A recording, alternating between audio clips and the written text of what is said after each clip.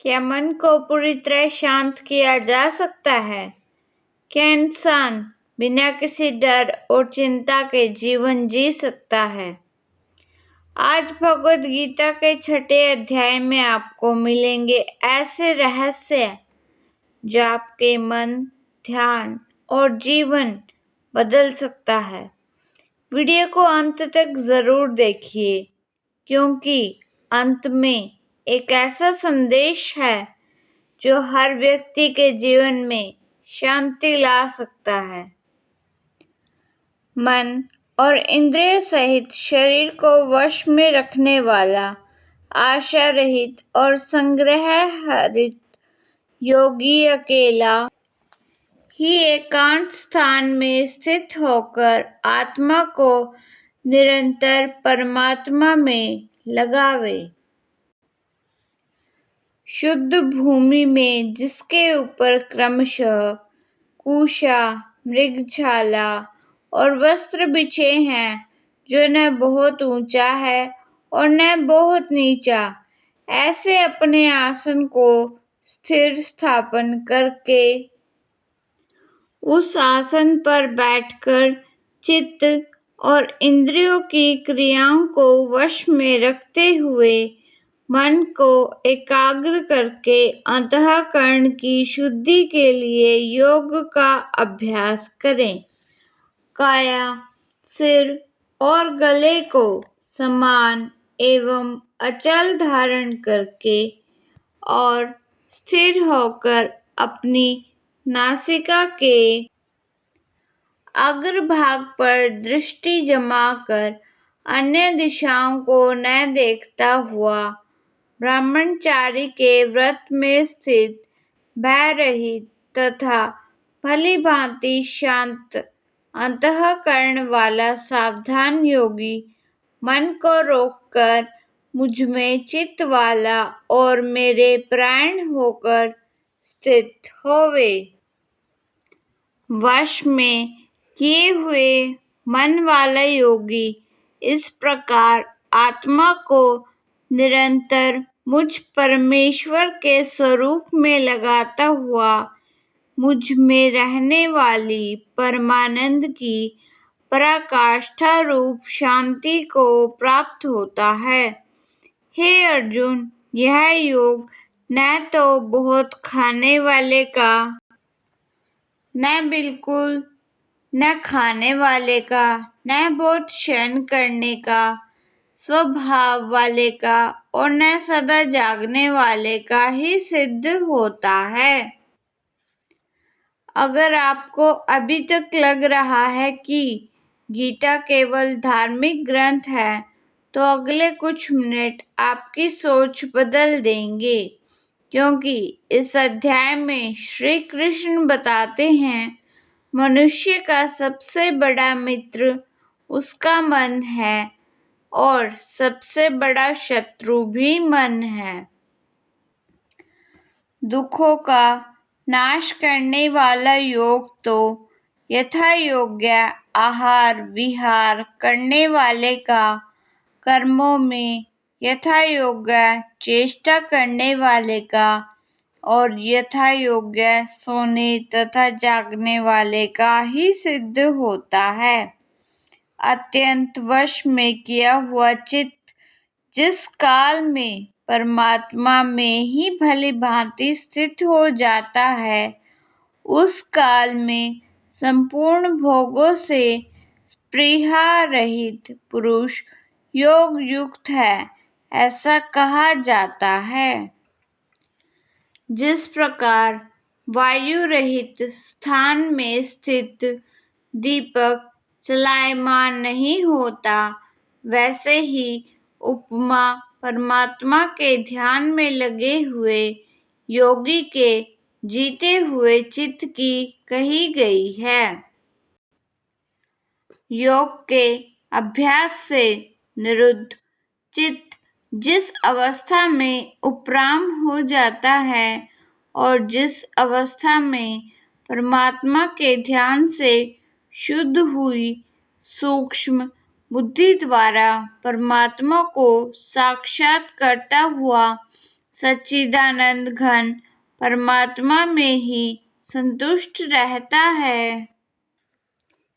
इंद्रियों से अतीत केवल शुद्ध हुई सूक्ष्म बुद्धि द्वारा ग्रहण करने योग्य जो अनंत आनंद है, उसको जिस अवस्था में अनुभव करता है और जिस अवस्था में स्थित यह योगी परमात्मा के रूप से विचलित होता ही नहीं, परमात्मा की प्राप्ति रूप जिस लाभ को प्राप्त होकर उससे अधिक दूसरा कुछ भी लाभ नहीं मानता और परमात्म प्राप्ति रूप जिस अवस्था में स्थित योगी बड़े भारी दुख से भी चलायमान नहीं होता, जो दुख रूप संसार के संयोग से रहित है तथा जिसका नाम योग है,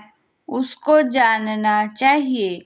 वह योग न उकताए हुए अर्थात धैर्य और उत्साह युक्त चित्त से निश्चय पूर्वक करना कर्तव्य है।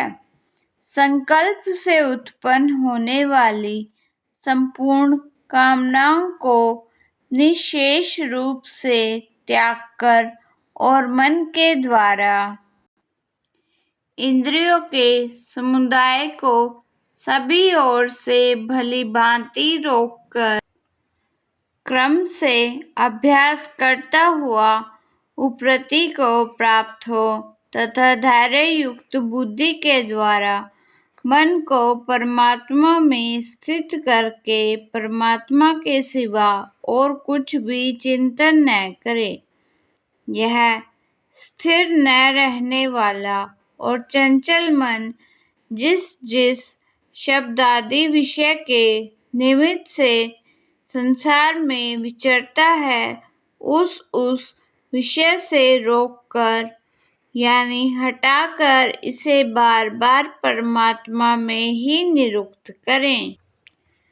क्योंकि जिसका मन भली प्रकार शांत है, जो पाप से रहित है और जिसका रजोगुण शांत हो गया है, ऐसे सच्चिदानंद घन ब्राह्मण के साथ एक ही भाव हुए योगी को उत्तम आनंद प्राप्त होता है। वह पाप रहित योगी इस प्रकार निरंतर आत्मा को परमात्मा में लगाता हुआ सुखपूर्वक परब्रह्म परमात्मा की प्राप्ति रूप अनंत आनंद का अनुभव करता है। सर्वव्यापी अनंत चेतन में एक ही भाव से स्थिति रूप योग से युक्त आत्मा वाला तथा सब में समभाव से देखने वाला योगी आत्मा को संपूर्ण भूतों में स्थित और संपूर्ण भूतों को आत्मा में कल्पित देखता है। जो पुरुष संपूर्ण भूतों में सबके आत्मरूप मुझ वासुदेव को ही व्यापक देखता है और संपूर्ण भूतों को मुझ वासुदेव के अंतर्गत देखता है, उसके लिए मैं अदृश्य नहीं होता और वह मेरे लिए अदृश्य नहीं होता। जो पुरुष एक ही भाव में स्थित होकर संपूर्ण भूतों में आत्मरूप से स्थित मुझ सच्चिदानंद घन वासुदेव को भजता है, वह योगी सब प्रकार से बरतता हुआ भी मुझ में ही बरतता है। भूतों में सम देखता है और दुख सुख को भी सब में सम देखता है, वह योगी परम श्रेष्ठ माना गया है। अर्जुन बोले, हे मधुसूदन, जो यह लोग आपने संभाव से कहा है, मन के चंचल होने से मैं उसकी नित्य स्थिति को नहीं देखता हूँ, क्योंकि हे श्री कृष्ण, यह मन बड़ा चंचल प्रमथन स्वभाव वाला, बड़ा दृढ़ और बलवान है। बर्ताव करता हुआ भी उनमें आत्मभाव अर्थात अपनापन समान होने से सुख और दुख को समान ही देता है। वैसे ही सब भूतों में देखना अपनी भांति सम देखना है। इसलिए मन को वश में करना मैं वायु को रोकने की भांति अत्यंत मुश्किल मानता हूँ। श्री भगवान बोले, हे महाभावों, निसंदेह मन चंचल और कठिनता से वश में होने वाला है, परंतु हे कुंती पुत्र अर्जुन, यह अभ्यास और वैराग्य से वश में होता है। अब सवाल ये है कि अपने मन को मित्र कैसे बनाया जाए। इसका उत्तर आगे मिलने वाला है, इसलिए वीडियो छोड़कर मत जाइए। जिसका मन वश में किया हुआ नहीं है, ऐसे पुरुष द्वारा योग दुष्प्राप्य है, और वश में किए हुए मन वाले प्रयत्नशील पुरुष द्वारा साधन से उसका प्राप्त होना सहज है। यह मेरा मत है। अर्जुन बोले, हे कृष्ण, जो योग में श्रद्धा रखने वाला है किंतु संयमी नहीं है, इस कारण जिसका मन अंतकाल में योग से विचलित हो गया है, ऐसा साधक योग की सिद्धि को अर्थात भगवत साक्षात्कार को न प्राप्त होकर किस गति को प्राप्त होता है। हे महाभावों, क्या यह भगवत प्राप्ति के मार्ग में मोहित और आश्रय रहित पुरुष छिन्न भिन्न बादल की भांति दोनों ओर से भ्रष्ट होकर नष्ट तो नहीं हो जाता। हे श्री कृष्ण, मेरे इस संशय को अर्थात दुविधा को संपूर्ण रूप से छेदन करने के लिए आप ही योग्य हैं, क्योंकि आपके सिवा दूसरा इस दुविधा का उपाय करने वाला मिलना संभव नहीं है। श्री कृष्ण बोले, हे पार्थ, उस पुरुष का न तो इस लोक में नाश होता है और न परलोक में ही, क्योंकि हे प्यारे, आत्मा द्वार के लिए अर्थात भगवत प्राप्ति के लिए कर्म करने वाला कोई भी मनुष्य दुर्गति को प्राप्त नहीं होता। योग भ्रष्ट पुरुष पुण्यवानों के लोकों को अर्थात स्वर्ग आदि उत्तम लोकों को प्राप्त होकर उनमें बहुत वर्षों तक निवास करके फिर शुद्ध आचरण वाले श्रीमान पुरुषों के घर में जन्म लेता है, अथवा वैराग्यवान पुरुष उन लोकों में न जाकर ज्ञानवान योगियों के ही कुल में जन्म लेता है, परंतु इस प्रकार का जो यह जन्म है, सो संसार में निसंदेह अत्यंत दुर्लभ है। वहाँ उस पहले शरीर में संग्रह किए हुए बुद्धि संयोग को अर्थात समबुद्धि रूप योग के संस्कारों को अनायास ही प्राप्त हो जाता है।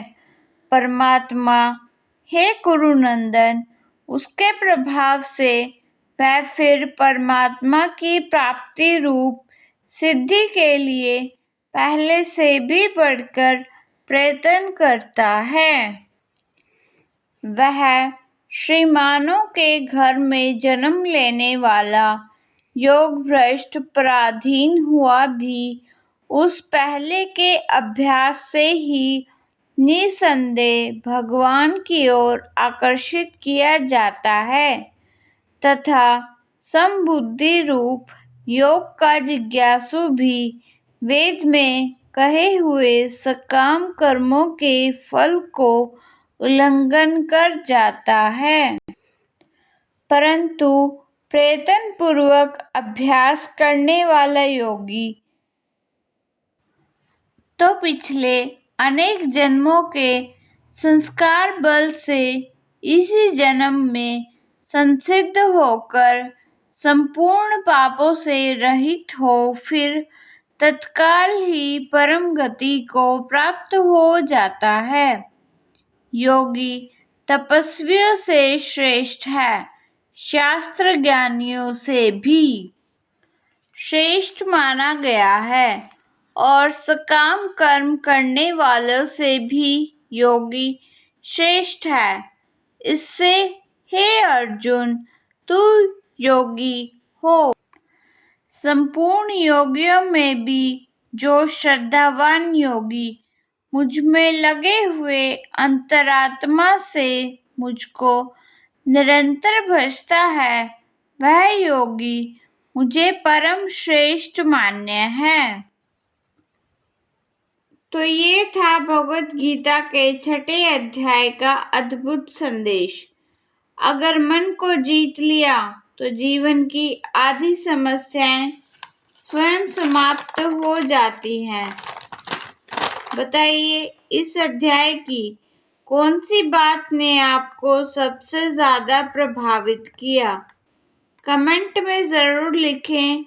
अगर आप चाहते हैं कि भगवत गीता के बाकी अध्यायों की ऐसी ही सरल और रहस्यमयी व्याख्या मिले तो वीडियो को लाइक करें, चैनल को सब्सक्राइब करें और कमेंट में जय श्री कृष्णा लिखना ना भूलें।